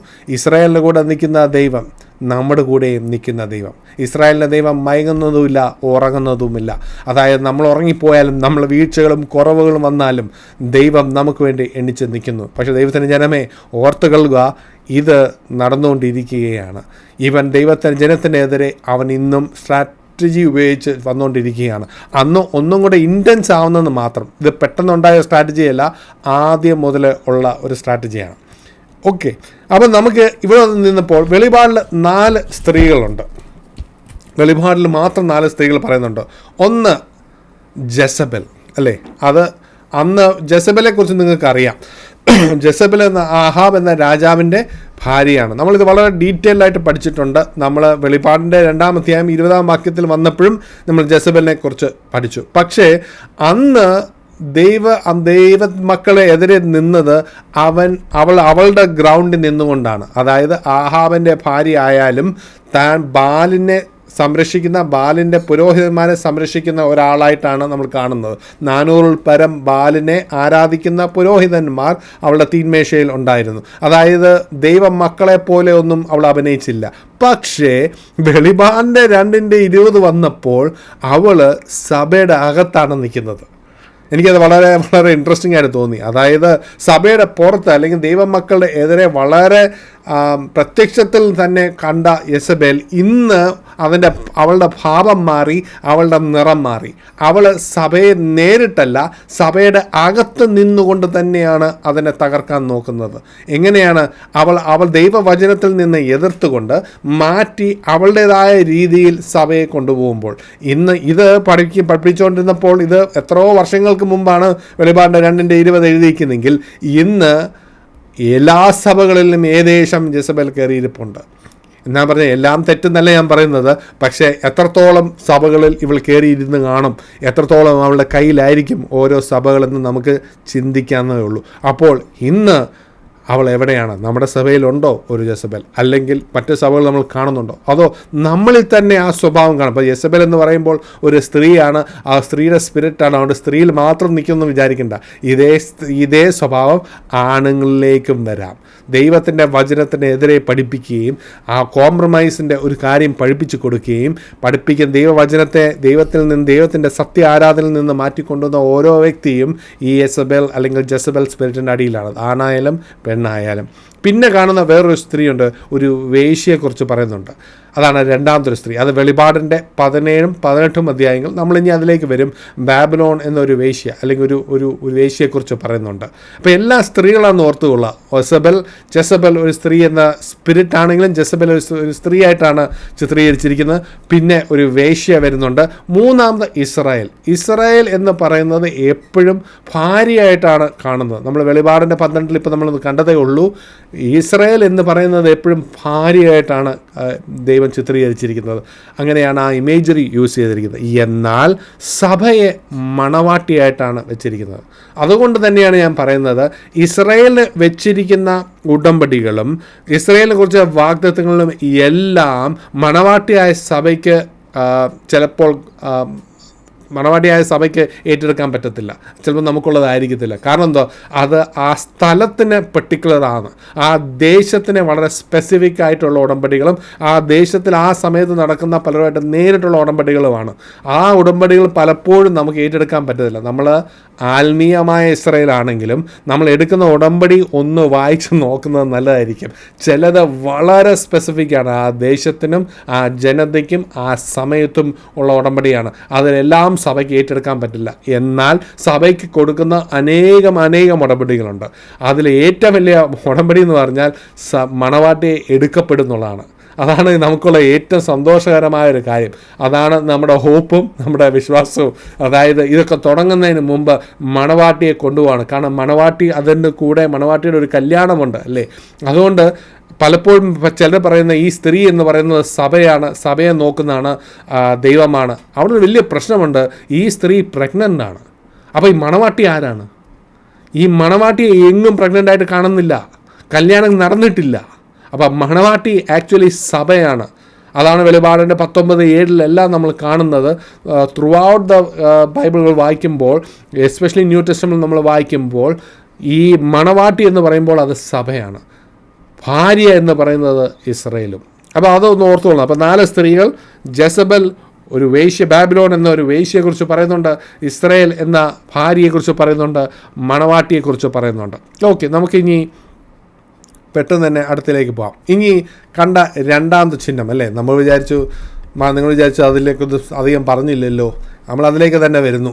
ഇച്ചിരി സമയം വേണ്ടതുകൊണ്ടാണ് അതങ്ങ് തീർത്തിട്ട് ഇത് നോക്കാമെന്ന് വിചാരിച്ചത്. രണ്ടാമത് കണ്ട ഒരു സൈൻ ഉണ്ടായിരുന്നു അല്ലേ. അതെന്തായിരുന്നു? ഒരു മഹാസർപ്പത്തിനെ കുറിച്ചായിരുന്നു, അല്ലെങ്കിൽ ദ ഡ്രാഗൺ. ഇംഗ്ലീഷിൽ വളരെ ക്ലിയറാണ്, ദ ഡ്രാഗൺ. ആ ഡ്രാഗൻ്റെ കളർ എന്താണ്? ചുമപ്പുണ്ട്. 7 തലകളുണ്ട്. ആ 7 തലകൾ എന്ന് പറയുന്നത് 7 കിങ്ഡമാണ്. അവൻ്റെ അധീനതയിലിരിക്കുന്ന 7 രാജ്യങ്ങൾ, അല്ലെങ്കിൽ 7 കിങ്ഡം. അത് പല സമയത്ത് 7 തലകളെന്ന് പറയുമ്പോൾ, കാരണം ആ സ്ഥലത്തിൻ്റെ പേര് എഴുതി വെച്ചാൽ അന്ന് എഴുതി വെച്ച സ്ഥലങ്ങളല്ല ഇന്ന്. അതുകൊണ്ടാണ് അതിനെ ആ കോമൺ ഇമേജറി ഉപയോഗിക്കുന്നത്. കാരണം നമുക്ക് ഇന്ന് വരുമ്പോഴത്തേക്ക് ആ പേരുകളിലൊന്നും ആയിരിക്കത്തില്ല. പക്ഷേ ഒരു കാര്യം ഉറപ്പാണ്, 7 രാജ്യങ്ങൾ അവൻ്റെ കീഴിലുണ്ട്. 10 രാജാക്കന്മാരും. ആരാണ് ഈ 10 രാജാക്കന്മാർ? അതാണ് 10 കൊമ്പുകൾ. അപ്പോൾ 10 രാജാക്കന്മാരും 7 രാജ്യങ്ങളും ഇവൻ്റെ കയ്യിലുണ്ട്. ഇവൻ്റെ നിറം ഏതാണ്? ചുമപ്പ്. അത് വളരെ, ആ ഡ്രാഗൺ വളരെ ക്ലിയറാണ്. അവൻ്റെ നിറം ചുമപ്പ്. അവന് 7 രാജമുടികളുണ്ട്. അവിടെ ഉപയോഗിച്ചിരിക്കുന്ന ഇംഗ്ലീഷ് വാക്ക് ഡയഡമാണ്. അതായത് നമ്മൾ വെളിപാടിൽ കണ്ടു, സഭയോടുള്ള കാര്യത്തിൽ ആ ഒരു കാര്യത്തിൽ അതിജീവിച്ച് വരുന്ന, അല്ലെങ്കിൽ അതിജീവിക്കുന്ന ഓരോരുത്തർക്കും ഒരു കിരീടം കൊടുക്കുന്നുണ്ട്. അത് ഏതാണ്? അത് സ്റ്റെഫാനോസ് ആണ്. ആ അതിജീവിച്ച വരുന്ന ആ ഒരു കിരീടമല്ല ഇവിടെ പറയുന്നത്. It is the crown of authority and power. അപ്പം അവന് ആ അതോറിറ്റി ഉണ്ട്. 7 രാജമുടികൾ അവൻ്റെ തലയിലുണ്ട്. അപ്പം അവൻ എന്നിട്ട് അവൻ്റെ കൂടെ അവൻ ഒറ്റയ്ക്കല്ല. അവൻ എന്ത് ചെയ്തു?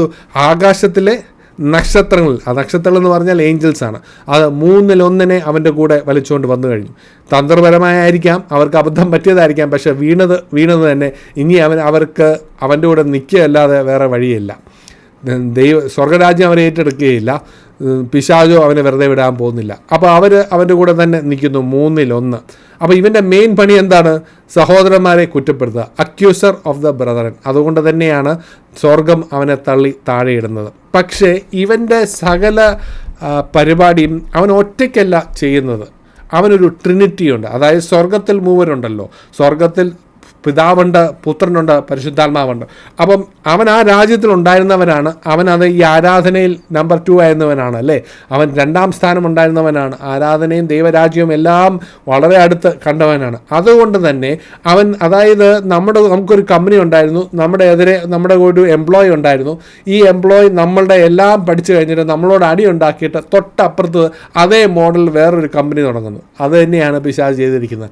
പിശാച് ഈ ദൈവരാജ്യത്തിൻ്റെ നേരെ ഒരു കോപ്പി അവനുണ്ടാക്കുകയാണ്. അപ്പോൾ അവന് മനസ്സിലായി 3 ഉണ്ട് അവിടെ, ഇവിടെ 3 വേണം. അപ്പോൾ അവനെന്ന മഹാസർപ്പമുണ്ട്.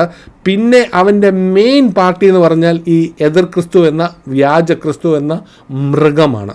അതിലേക്ക് നമ്മൾ അടുത്ത ചാപ്റ്ററിലേക്ക് വരുന്നു. അതായത് വെള്ളത്തിൽ നിന്ന് ഇറങ്ങി വരുന്ന ഒരു മൃഗം. അത് കഴിഞ്ഞ് പിന്നെ അവൻ്റെ 2 കൈ, വേറെ 2ാമത്തെ കൈ എന്ന് പറഞ്ഞാൽ ഈ കള്ളപ്രവാചകനാണ്. ഈ കള്ളപ്രവാചകൻ എന്ന് പറയുന്നത് ഈ വ്യാജ ക്രിസ്തുവിൻ്റെ PR വർക്ക് ചെയ്യുന്നത് ഈ കള്ളപ്രവാചകനാണ്. സകല മീഡിയ മാർക്കറ്റിംഗ് എന്ന് പറയുന്ന പോലെ ഏറ്റവും കൂടുതൽ പ്രൊപ്പഗാൻഡ പോകുന്നത് ഈ കള്ളപ്രവാചകൻ വഴിയാണ്. അവനാണ് അത് എല്ലായിടത്തും എത്തിക്കേണ്ടത്. അപ്പോൾ സാത്താൻ നേരിട്ടല്ലെങ്കിലും ഈ 2 വ്യക്തിയിൽ കൂടിയാണ്, 2 മൃഗമായിട്ട് തന്നെ നമ്മൾ വായിക്കും. ഒന്ന് വെള്ളത്തിൽ നിന്ന് വരുന്ന മൃഗം, പിന്നെ ഈ കള്ളപ്രവാചകൻ എന്ന മൃഗം. അത് നമുക്ക് രണ്ടും നമ്മൾ ഇനി അങ്ങോട്ടുള്ള ചാപ്റ്ററിൽ വായിക്കാം. അപ്പോൾ അവൻ വെറുതെ അല്ല, ദൈവത്തിൻ്റെ അതായത് ഈ വ്യാജ ക്രിസ്തു എന്ന് പറയുന്ന വ്യക്തി പൂർണ്ണമായും ഈ പിശാച് എന്ന വ്യക്തിക്ക് സറണ്ടർ ചെയ്ത ഒരാളാണ്. ആ വ്യക്തിയെ ദൈവം ഒരു മനുഷ്യനായിട്ട് പോലും അല്ല കാണുന്നത്, മൃഗമായിട്ടാണ് കാണുന്നത്. മനുഷ്യനെന്നുമല്ല പറയുന്നത്, മൃഗം. കാരണം എന്തുവാ, കംപ്ലീറ്റ് പൊസഷനിലാണ്. ഈ എതിർ ക്രിസ്തു എന്ന് പറയുന്ന വ്യക്തി സാത്താൻ്റെ സകല ശക്തിയും സകല റിസോഴ്സസ് അവനെ കൊടുത്തിരിക്കുകയാണ്. കാരണം അവനെ തന്നെ പോയി അടിമ വെച്ചിരിക്കുകയാണ്. ആ പിശാചിൻ്റെ എല്ലാ പദ്ധതികളും മുന്നോട്ട് ചെയ്യുവാൻ ഇവൻ ഏറ്റെടുക്കുകയാണ്. നമ്മുടെ മുമ്പിൽ മനുഷ്യരൂപം എടുക്കുന്നെങ്കിലും ദൈവം അവനെ കാണുന്നത് മൃഗമായിട്ടാണ്. അപ്പോൾ പലപ്പോഴും നമുക്ക് അറിയാം, പല ഇൻഡസ്ട്രിയിലും, നമ്മുടെ അമേരിക്കൻ മ്യൂസിക് ഇൻഡസ്ട്രിയിലൊക്കെ നമ്മൾ കേട്ടിട്ടുണ്ട്, ഒരു ലെവൽ കഴിഞ്ഞ് മുന്നോട്ട് പോകണമെങ്കിൽ പിശാചുമായിട്ട് സഖ്യം വെച്ചേ കഴിയുകയുള്ളൂ. അപ്പോൾ ഈ വ്യാജ ക്രിസ്തു എന്ന് പറയുന്ന എതിർ ക്രിസ്തു കംപ്ലീറ്റായിട്ട് പിശാചിന് പോയി സറണ്ടർ ഇരിക്കുന്നൊരു വ്യക്തിയാണ്. അതേപോലെ അവൻ ഉപയോഗിക്കുന്ന അടുത്ത വ്യക്തിയാണ് ഈ കള്ളപ്രവാചകൻ. ഇവർ 2 കൂടിയാണ് ഭൂമിയെ പിന്നെ അങ്ങോട്ട് പറ്റിക്കാൻ നോക്കുന്നത്. ഇവൻ്റെ മെയിൻ സ്ട്രാറ്റജി എന്ന് പറഞ്ഞാൽ നമുക്ക് അതിലേക്ക് വരാം. ഒരു ഡിസെപ്ഷൻ ആൻഡ് ലൈസ്. ഇതാണ് അവൻ്റെ മെയിൻ. ദൈവമക്കളെയും ഈ ലോകത്തെയും അവൻ പറ്റിക്കുന്ന, അവൻ നുണകൾ കൊണ്ടും അവൻ പറ്റിക്കുകയാണ് ഓരോ സഭകളെയും ഓരോ വ്യക്തികളെയും രാജ്യങ്ങളെപ്പോലും. അവൻ ഈ മൂവർ സംഘമാണ് പിന്നീട് വരാനിരിക്കുന്ന ആ ഗ്രേറ്റ് ട്രിബുലേഷൻ നമ്മൾ കാണുന്നത്. പിശാച് ഒരു രാജ്യത്ത് നിൽക്കുന്നു, അവൻ്റെ സകല ബലവും ഈ 2 വ്യക്തികൾക്ക് കൊടുക്കുന്നു. യേശുക്രിസ്തു എന്ന് പറയുന്ന വ്യക്തി എന്ന് പറയുന്ന ദൈവം, വചനമെന്ന ദൈവം മനുഷ്യരൂപം എടുത്തിട്ട് പരിശുദ്ധാത്മാവിനാൽ ജനിക്കുകയും ചെയ്ത ഓരോ പ്രവൃത്തിയും പരിശുദ്ധാത്മാവിൻ്റെ കഴിവ് കൊണ്ടാണ്, പരിശുദ്ധാത്മാവിൻ്റെ ശക്തിയിലാണ്. എല്ലാ മിറക്കിളും എല്ലാ കാര്യങ്ങളും ചെയ്ത് പരിശുദ്ധാത്മാവിൻ്റെ കഴിവുണ്ടാകും. അത് വീണ്ടും വീണ്ടും വീണ്ടും നമുക്ക് പുതിയ നിയമത്തിൽ കാണാം. പരിശുദ്ധാത്മാവിനാൽ നിറഞ്ഞവനായി പരിശുദ്ധാത്മാവിൻ്റെ ശക്തിയോടെയാണ് എല്ലാം ചെയ്തത്. എന്തിന്? ഉയർത്തെഴുന്നേറ്റത് എങ്ങനെയാണ്? പരിശുദ്ധാത്മാവിൻ്റെ ശക്തിയിലാണ് ഉയർത്തെഴുന്നേറ്റത്. അപ്പോൾ അതിൻ്റെ മറുരൂപമാണ് ഈ വ്യാജ ക്രിസ്തു. അവനും ഈ പിശാചിൻ്റെ ആത്മാവിലാണ് അത് മൊത്തം ചെയ്യുന്നത്. അവർക്കും പവറുണ്ട് എന്നാണ് ഞാൻ പറഞ്ഞു വരുന്നത്. ഓക്കെ, ഒരു ഇരുമ്പ് കോലിനെ കുറിച്ച് പറയുന്നുണ്ട് അല്ലേ. വെളിപാടിൻ്റെ 12:5 നമ്മൾ കണ്ടു. ഈ ഇരുമ്പ് കോൽ എന്ന് പറയുന്നത് ഈ ആൺകുട്ടിയുടെ കയ്യിലുള്ള ഇരുമ്പുകോലാണ്. അതായത് യേശു ക്രിസ്തുവിൻ്റെ കയ്യിലുള്ള ഇരുമ്പുകോലാണ്. ഇത് വളരെ പണ്ടേ ഇത് എഴുതി വെച്ച ഒരു കാര്യമാണ്. അതായത് സങ്കീർത്തനങ്ങൾ 2-ാം അധ്യായം അതിൻ്റെ 9-ാം വാക്യത്തിൽ ഓൾറെഡി എഴുതി വെച്ചിരിക്കുന്ന ഒരു കാര്യമാണ്. അതായത് യേശു ക്രിസ്തു വരുമെന്നും. കാരണം എന്താ, അതിൻ്റെ 2-ന്റെ എനിക്കൊന്ന് 9-ാം വാക്യം ഒന്ന് വായിക്കാമോ? സങ്കീർത്തനങ്ങൾ 2-ാം അധ്യായം അതിൻ്റെ 9-ാം വാക്യം. ഇരുമ്പുകോൽ കൊണ്ട് നീ അവരെ തകർക്കും, പുഷ്പവന്റെ പാത്രം പോലെ നീ അവരെ ഉടയ്ക്കും. ആ 2-ാം അധ്യായം മൊത്തം വായിച്ചു നോക്കിയാൽ നമുക്കറിയാം, ഈ രാജ്യങ്ങൾ ദൈവത്തിൻ്റെ എതിരെ തിരിയുകയാണ്. ആ രാജ്യങ്ങളെ തന്നെയാണ് ഒടച്ചു കളയുന്നത്. ആ ഇരുമ്പുകോലിൻ്റെ കാര്യം അന്നേ എഴുതി വെച്ചിരിക്കുന്നു. പിന്നെ നമ്മൾ വെളിപാടിൻ്റെ 2:27 അത് വീണ്ടും നമ്മൾ വായിച്ചിരുന്നു. അവൻ ഇരുമ്പുകോൽ കൊണ്ട് അവരെ മേയ്ക്കും, അവൻ കുശവൻ്റെ പാത്രങ്ങൾ പോലെ നുറുങ്ങിപ്പോകും. അപ്പോൾ ഇത് വീണ്ടും ഞാൻ പറഞ്ഞ പോലെ വെളിപാടിലൊന്നും പുതിയതായിട്ടല്ല, പഴയ കാര്യങ്ങൾ തന്നെ അതിൻ്റെ പൂർണ്ണ രൂപത്തിലേക്ക് വെളിപാടിലേക്ക് വരുന്നു എന്ന് മാത്രം. ഓക്കെ, അപ്പോൾ നമുക്കിനി സാത്താനിലേക്ക് വരാം. എസെക്കിയേൽ, ഇവൻ്റെ ഇവൻ്റെ ഉത്ഭവം ഇവിടെയാണ്. ഓക്കെ, ഈ രണ്ട് ഭാഗങ്ങൾ നിങ്ങൾ അറിഞ്ഞിരിക്കണം. എസെക്കിയേലിൻ്റെ 28-ാം അധ്യായം, യെശയ്യാവിൻ്റെ 14-ാം അധ്യായം. ഇത് രണ്ടും നിങ്ങളുടെ മനസ്സിൽ ഈ പിശാച് എന്ന് പറയുമ്പോൾ ഈ രണ്ട് ഭാഗങ്ങളും വന്നിരിക്കണം. എസെക്കിയേൽ ചാപ്റ്റർ 28, 22-ാം അധ്യായം, അതിൻ്റെ 2 മുതൽ 15. ഇതാണ് അവൻ്റെ ഉത്ഭവത്തിനെ കുറിച്ച് പറയുന്നത്. നമുക്കൊന്ന് വായിക്കാം. എസെക്കിയേലിൻ്റെ 28-ാം അധ്യായം, അതിൻ്റെ 2 മുതൽ 15 വരെയുള്ള വാക്യങ്ങൾ. മനുഷ്യപുത്ര, നീ സോർ രാജാവിനോട് പറയേണ്ടത്, യഹോവയായ ദൈവം ഇപ്രകാരം അരുളി ചെയ്യുന്നു, നിന്റെ ഹൃദയം നിഗളിച്ചു, ഞാൻ ദൈവമാകുന്നു, ഞാൻ സമുദ്രമധ്യേ ദൈവത്തിന്റെ സിംഹാസനത്തിൽ ഇരിക്കുന്നു എന്ന് പറഞ്ഞ് നീ ദൈവത്തെ പോലെ ജ്ഞാനി എന്ന് ധരിച്ചുവെങ്കിലും നീ ദൈവമല്ല, മനുഷ്യനത്രേ. നീ ദാനിയേലിലും ജ്ഞാനിയല്ലോ. നിന്നിൽ നിന്നും മറച്ചു വയ്ക്കാവുന്ന ഒരു രഹസ്യവുമില്ല. നിന്റെ ജ്ഞാനം കൊണ്ടും വിവേകം കൊണ്ടും നീ ധനം സമ്പാദിച്ചു, പൊന്നും വെള്ളിയും നിന്റെ ഭണ്ഡാരത്തിൽ സംഗ്രഹിച്ചു വെച്ചു. നിന്റെ മഹാജ്ഞാനം കൊണ്ട് നീ കച്ചവടത്തിൽ ധനം വർദ്ധിപ്പിച്ചു. ധനം നിമിത്തം നിന്റെ ഹൃദയം നിഗളിച്ചിരിക്കുന്നു. അതുകൊണ്ട് തന്നെ യഹോവയായ ദൈവം ഇപ്രകാരം അരുളി ചെയ്യുന്നു, ദൈവത്തെ പോലെ ജ്ഞാനി എന്ന് നീ ചിന്തിച്ചതുകൊണ്ട് ഞാൻ ജനതകളിൽ ഭയങ്കരന്മാരായ അന്യജാതിക്കാരെ നിനക്കെതിരെ വരുത്തും. അവർ നിന്റെ ജ്ഞാനശോഭയ്ക്കെതിരെ വാളൂരി നിന്റെ പ്രഭ അശുദ്ധമാക്കും. അവർ നിന്നെ കുഴിയിലിറക്കും. നീ സമുദ്രമധ്യേ നിഹതന്മാരെ പോലെ മരിക്കും. അപ്പോൾ ഇതിൻ്റെ നമ്മൾ 28-ൻ്റെ 2 മുതൽ വായിക്കുമ്പോൾ ഒരു കാര്യം നമുക്ക് വളരെ വ്യക്തമാണ്. ഇത് ഇടയ്ക്ക് വെച്ച് പല വ്യക്തിയോട് സംസാരിക്കുന്നുണ്ട്. ഒന്ന് സോർ രാജാവിനോട് എഴുതുന്നതാണ്. അതിൻ്റെ ഇടയ്ക്ക് വെച്ച് അതിൻ്റെ ഭാഷ മാറുന്നുണ്ട്. നിങ്ങളത് ശ്രദ്ധിച്ചായിരുന്നോ? ഒന്ന് ഡാനിയലിനെക്കാട്ടും ബുദ്ധിയുള്ളവൻ എന്ന് പറയുന്നുണ്ട്. അപ്പോൾ നിങ്ങൾ വിചാരിക്കും ഇത് സോർ രാജാവാണോ? സോർ രാജാവല്ല. സോർ രാജാവിൻ്റെ പിന്നിൽ പ്രവർത്തിക്കുന്ന പിശാച് എന്ന ആത്മാവിനോടാണ്. കാരണം എന്താ, നമുക്കതിനുള്ള ഏറ്റവും വലിയ എക്സാമ്പിൾ എന്ന് പറഞ്ഞാൽ അതിൻ്റെ 13-ാം വാക്യമാണ്. അതായത് 12 വായിക്കാം. മനുഷ്യപുത്ര, നീ സോർ രാജാവിനെ കുറിച്ച് ഒരു വിലാപം കഴിക്കുക. അവനോട് പറയേണ്ടത്, യഹോവയായ ദൈവം ഇപ്രകാരം അരുളി ചെയ്യുന്നു, നീ പരിപൂർണതയുടെ മാതൃകയാവുന്നു, നീ ജ്ഞാനസമ്പൂർണനും സൗന്ദര്യ സമ്പൂർണനും തന്നെ.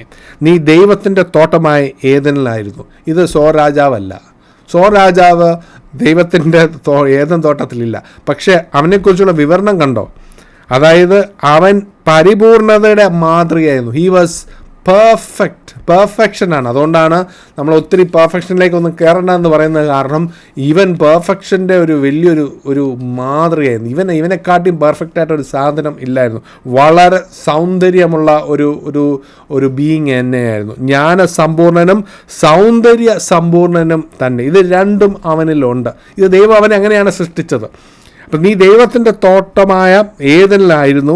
താമ്രമണി, പീതരത്നം, വജ്രം, പുഷ്പരാഗം, ഗോതമേതകം, സൂര്യകാന്തം, നീലക്കല്ല്, മാണിക്യം, മരതകം മുതലായ സകല വിശിഷ്ടരത്നങ്ങളാലും നീ അലങ്കരിക്കപ്പെട്ടിരുന്നു.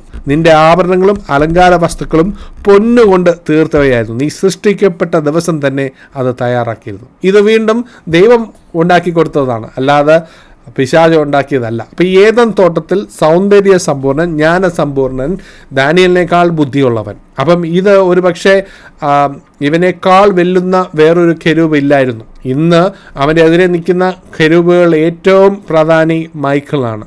ഇവൻ അനോയിൻറ്റഡ് കെരൂബായിരുന്നു ഇവൻ. അതായത് വെറും ഒരു സാധനമല്ല, അങ്ങ് ഹൈറാക്കിയിൽ വളരെ അപ്പായിരുന്ന ഒരാളാണ്.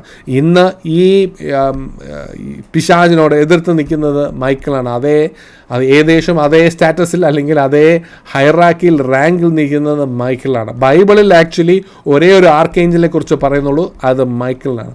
യഹൂദരുടെ പുസ്തകത്തിൽ 7 ആർക്കേഞ്ചലിനെ കുറിച്ച് സംസാരിക്കുന്നുണ്ട്. അത് പക്ഷേ ബൈബിളിൽ ഇല്ലാത്തതുകൊണ്ട് ഞാനത് സംസാരിക്കുന്നില്ല. പക്ഷേ യഹൂദരുടെ ഗ്രന്ഥത്തിൽ 7 ആർക്കേഞ്ചലിൻ്റെ പേര് പറഞ്ഞിട്ടുണ്ട്. അത് വളരെ ഇൻട്രസ്റ്റിംഗ് ആയിട്ട് എനിക്ക് തോന്നി. പക്ഷേ ബൈബിളിൽ ഒരേ ഒരാളുടെ കാര്യം, ഒരു ആർക്കേഞ്ചൽ എന്ന ആ റാങ്കിൽ പറഞ്ഞിരിക്കുന്നത് മൈക്കിൾ മാത്രമാണ്. അപ്പം നീ അഭിഷക്തനും മറയ്ക്കുന്നവനുമായ കെരൂബായിരുന്നു. കണ്ടോ, ആരാണ്? പിശാചാണിത്.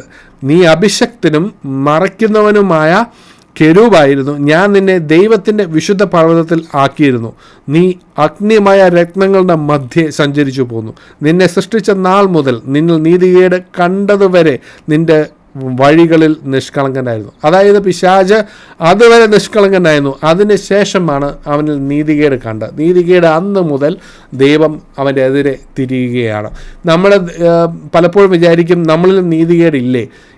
ഈ സ്വർഗത്തിൽ ഉള്ള ലോ അല്ല ഭൂമിയിലും താമസിക്കുന്ന മനുഷ്യർക്കുള്ള ലോ. ഈ ലോ ഏഞ്ചൽസിന് ഫോർഗീവ്നെസ് ഇല്ല. ഏഞ്ചൽസിന് വന്ന് മാപ്പ് ചോദിക്കാനുള്ള ഒരു വകുപ്പേ ഇല്ല. അവർ നീതികേട് കാണിച്ചാൽ, അവർ മറുതലിച്ചാൽ അവരെ പുറന്തള്ളുക എന്നുള്ള ഭാഗമേ ഉള്ളൂ. അവരെ അന്ധതമസിലേക്ക് വിടുക എന്നുള്ള ഭാഗമേ ഉള്ളൂ. അല്ലാതെ മനുഷ്യർക്കാണ് ദൈവം ഈ പശ്ചാത്തപിക്കുവാനും മാനസാന്തരപ്പെടുവാനും ക്ഷമ ചോദിക്കുവാനുള്ള ഒരു വകുപ്പ് തന്നിരിക്കുന്നത്. വകുപ്പില്ല. പലപ്പോഴും നമ്മൾ ഈ ലോ പഠിക്കുമ്പോൾ നമുക്കറിയാം ചിലതിന് വകുപ്പില്ല. വകുപ്പില്ലെങ്കിൽ നമുക്കതിനെ അപ്പീൽ ചെയ്യാനോ അതിന് മുന്നോട്ട് പോകാൻ സാധിക്കില്ല. അപ്പോൾ ഈ ആത്മീയ തലങ്ങളിൽ, സ്വർഗീയ തലങ്ങളിൽ ഈ ഏഞ്ചൽസിന് വന്ന് ഫൊർഗീവ്നെസ് കൊടുക്കുവാനുള്ള വകുപ്പില്ല. അവർ തെറ്റിപ്പോയാൽ തെറ്റിപ്പോയത് തന്നെ. പക്ഷേ ഈ പറഞ്ഞ പോലെ ഈ നമ്മൾ ഈ സാത്താൻ എന്ന് പറയുന്ന ആരെന്ന് നിങ്ങൾക്ക് വ്യക്തത വരണം. സൗന്ദര്യത്തിൽ സമ്പൂർണ്ണൻ, ജ്ഞാനസമ്പൂർണ്ണൻ, അവനിൽ നിന്ന് മറച്ചു വെക്കുന്ന ഒന്നുമില്ല. അതുകൊണ്ടാണ് ഞാൻ പറയുന്നത്, ഒരു വിധത്തിലും ഇവനെ നമ്മുടെ ബുദ്ധി കൊണ്ടോ നമ്മുടെ കായിക ശക്തി കൊണ്ടോ നമ്മുടെ വേറെ എന്ത് ശക്തി കൊണ്ടോ ഇവനെ തോൽപ്പിക്കാൻ സാധ്യമല്ല. ഇവനെ തോൽപ്പിക്കാൻ കഴിയുന്ന 3 കാര്യങ്ങൾ വീണ്ടും പറയുന്നു. 1, കുഞ്ഞാടിൻ്റെ രക്തത്തിൻ്റെ അടിയിൽ, കുഞ്ഞാടിൻ്റെ ഉടമ്പടിയിൽ നിന്നുകൊണ്ട്. 2, ദൈവവചനമാവുന്ന സത്യവചനം സാക്ഷ്യവചനമായി നമ്മുടെ നാവിൽ നിന്ന് വരണം. 3, ദൈവരാജ്യത്തിന് വേണ്ടി എന്തും ചെയ്യുവാൻ, സ്വന്തം ജീവൻ തന്നെ കൊടുക്കുവാൻ തയ്യാറാകുന്ന വ്യക്തികൾ. ഈ 3 പേർക്കേ അവനെതിരെ പിടിച്ചു നിൽക്കുവാൻ കഴിയുള്ളൂ. അല്ലെങ്കിൽ അവൻ തകർത്ത് കളയും. വേറെ ഏത് രീതിയിൽ അവനെ ഒതുക്കാൻ നോക്കിയാൽ നടക്കുകയില്ല. ഇവിടെ കൊണ്ട് നിൽക്കുന്നില്ല. ഇപ്പം ഇത് ഇവൻ്റെ സ്റ്റാർട്ടിംഗ് ആണ്, ഉത്ഭവമാണ്, സ്റ്റാർട്ടിംഗ് ആണ്, ഒറിജിൻസ് ഓഫ് സൈറ്റൻ. ഇനി നമുക്ക് എവിടെയാ റെബല്യനെ കുറിച്ച് വായിക്കാം. യെശയ്യാവിൻ്റെ 14-ാം അധ്യായം അതിൻ്റെ 12 മുതൽ 17. പുത്രനായ ശുക്ര, നീ എങ്ങനെ ആകാശത്തു നിന്ന് വീണു? ജനതകളെ താഴ്ത്തി കളഞ്ഞവനെ, നീ എങ്ങനെ വെട്ടേറ്റ് നിലത്ത് വീണു? നീ ഹൃദയത്തിൽ പറഞ്ഞത്, ഞാൻ സ്വർഗത്തിൽ കയറും, എന്റെ സിംഹാസനം ദൈവത്തിന്റെ നക്ഷത്രങ്ങൾക്ക് മീതെ ഉയർത്തും. വടക്കേ ദിക്കിന്റെ അഗ്രഭാഗത്ത് സമാഗമന പർവ്വതത്തിന്മേൽ ഞാൻ ഇരുന്നരുളും. ഞാൻ മേഘോന്നതങ്ങൾക്കു മീതെ കയറും.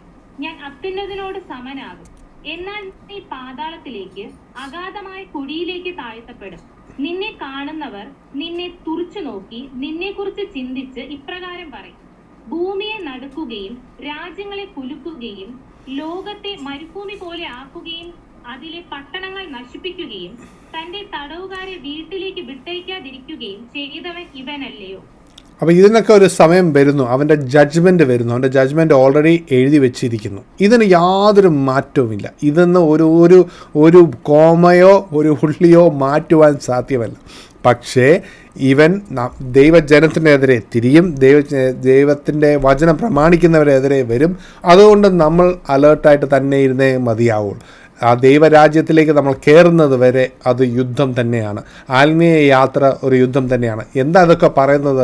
നിങ്ങളെ എതിർത്ത് നിൽക്കുന്ന ആളിൻ്റെ ആര് എന്ന് മനസ്സിലായില്ലെങ്കിൽ പലപ്പോഴും ആൾക്കാർ എന്തെങ്കിലുമൊക്കെ വിളിച്ച് പറയുന്നത് കാണാം. യേശുവിൻ്റെ നാമത്തിൽ നമ്മൾ അത് ചെയ്തു ഇത് ചെയ്തു എന്നൊക്കെ പറയുമ്പോൾ ഇത് ആരോടാണ് നിങ്ങൾ കളിക്കുന്നതെങ്കിലും നിങ്ങളുടെ കയ്യിൽ ഉണ്ടാകേണ്ട ആയുധം ഏതാ എന്ന് തിരിച്ചറിഞ്ഞില്ലെങ്കിൽ അവൻ്റെ മുമ്പിൽ പിടിച്ചു നിൽക്കാൻ കഴിയില്ല. അതുകൊണ്ടാണ് ഇത് ഇത്രയും സമയമെടുത്ത് നമ്മൾ വായിക്കുന്നത്. അപ്പോൾ ഇവന് സ്ത്രീയുമായിട്ട് എപ്പോഴും സംഘർഷമാണ്. തുടങ്ങിയത് എവിടെയായിരുന്നു? ഉൽപ്പത്തിയുടെ 3-ാം അധ്യായം അതിൻ്റെ 15-ാം വാക്യം. ഇവിടെ മുതലാണ് സ്ത്രീയോട്, അതായത് സ്ത്രീയോടായിരുന്നു അന്നും ഇന്നും എന്നും പ്രശ്നം. അത് സ്ത്രീയായിട്ട് ദൈവം എന്നിട്ട് ഇടപെടുന്നത് എങ്ങനെയാണ്? സ്ത്രീയിൽ കൂടെ തന്നെയാണ് ഇടപെടുന്നത്. അല്ലാതെ സ്ത്രീയെ മാറ്റി നിർത്തി സംരക്ഷിച്ചുകൊണ്ടൊന്നുമല്ല. ആ സ്ത്രീയെ കൊണ്ട് തന്നെ ആണ് അവൻ്റെ കാല് അല്ലെങ്കിൽ അവൻ്റെ തല ചവിട്ടുന്നത്. ഒന്ന് വായിക്കാം. ഉൽപ്പത്തിയുടെ 3-ാം അധ്യായം അതിൻ്റെ 15-ാം വാക്യം. ഞാൻ നിനക്കും സ്ത്രീക്കും തമ്മിലും നിന്റെ സന്തതിക്കും സ്ത്രീയുടെ സന്തതിക്കും തമ്മിലും ശത്രുത്വം ഉണ്ടാക്കും. അവൻ നിന്റെ തല തകർക്കും, നീ അവന്റെ കുതികാൽ തകർക്കും. അതായത് ഈ 2 സന്തതികൾ തമ്മിലാണ് ഇനി അങ്ങോട്ട് യുദ്ധം. ഈ യുദ്ധം ആരാണ് ഘോഷിച്ചിരിക്കുന്നത്? ആരാണ് ഇത് വിട്ടേക്കുന്നത്? ദൈവം തന്നെയാണ്. It is God who has declared the war. പിശാചല്ല, ദൈവം ഡിക്ലെയർ ചെയ്തു വാർ. അപ്പം പറഞ്ഞു, നീ എൻ്റെ ഏദൻ തോട്ടത്തിൽ ചെയ്തതിന് എൻ്റെ അതായത് നിൻ്റെ സന്തതിയും ഈ നീ ചതിച്ച ഈ സ്ത്രീയുടെ സന്തതി കൊണ്ട് തന്നെ ഞാൻ ഈ യുദ്ധം ജയിക്കും. അവൻ നിൻ്റെ തല തകർക്കും, നീ അവൻ്റെ കുതികാൽ തകർക്കും. അതായത് തിരിച്ചും അങ്ങോട്ടും ഇങ്ങോട്ടും ഉണ്ടാവുന്ന വളരെ സ്പഷ്ടമാണ്. അതായത് വൺ സൈഡഡ് അല്ല, അങ്ങോട്ടും ഇങ്ങോട്ടും യുദ്ധം ഉണ്ടാവും. അപ്പോൾ ഈ ആത്മീയ യാത്രയിൽ ഇതൊരു സ്പിരിച്വൽ വാറാണ് എന്ന് മനസ്സിലാക്കുക. നമ്മൾ പ്രാർത്ഥനയിൽ ഇരിക്കേണ്ട വലിയൊരു കാര്യമുണ്ട്, വിശുദ്ധിയിൽ നടക്കേണ്ട ഒരു കാര്യമുണ്ട്, യേശുവിൻ്റെ രക്തത്തിൻ്റെ ഉടമ്പടിയിൽ നിൽക്കേണ്ട ഒരു കാര്യമുണ്ട്, വചനം നമ്മൾ വസിക്കേണ്ട ഒരു കാര്യമുണ്ട്, ദൈവരാജ്യത്തിന് വേണ്ടി നിൽക്കുവാനുള്ള ചങ്കൂറ്റം നിൽക്കേണ്ട ആ ഒരു കാര്യമുണ്ട്. ദൈവരാജ്യത്തിന് വേണ്ടി എന്നും ചെയ്യുവാൻ തയ്യാറാവുന്ന ആ മക്കളുടെ അതേ ആറ്റിറ്റ്യൂഡ്. ഓക്കെ, അപ്പോൾ ഇവൻ ഉപയോഗിക്കുന്ന മെയിൻ സ്ട്രാറ്റജി എന്ന് പറഞ്ഞാൽ വഞ്ചനയും നുണയുമാണ്. ഈ രണ്ട് സ്വഭാവം നമ്മളിൽ കാണരുത്. വഞ്ചനയുടെ രീതിയിൽ സംസാരിക്കുക. നമ്മുടെ സംസാരത്തിൽ, നമ്മുടെ ഇടപാടുകളിൽ ഒരിക്കലും വഞ്ചനയും നുണയും കയറി വരരുത്. കാരണം ഇതെല്ലാം അവൻ്റെ സ്വഭാവമാണ്. നമ്മൾ എത്ര വലിയ ആത്മീയനാണെന്ന് പറയുകയും വഞ്ചനയും നുണയും ഒക്കെ പറയുന്നവരാണെങ്കിൽ അത് പിശാചിൻ്റെ സ്വഭാവമുള്ളവരാണ്. അതിൽ നിന്ന് മാറി നടക്കേണ്ടത് വളരെ വളരെ ഇമ്പോർട്ടൻ്റ് ആണ്. അല്ലെങ്കിൽ ദൈവം അത് വളരെ വളരെ കർശനമായി തന്നെ അതിനെ നേരിടും. He will bring down that rebellion. ആ കൊമ്പുകളെ ദൈവം ഓടിക്കും. പിന്നെ അവനെ വീഴ്ത്തിയ ഒരു പാപമുണ്ട്, പ്രൈഡ്. അത് നമ്മുടെ ജീവിതത്തിൽ നോക്കിക്കൊള്ളണം.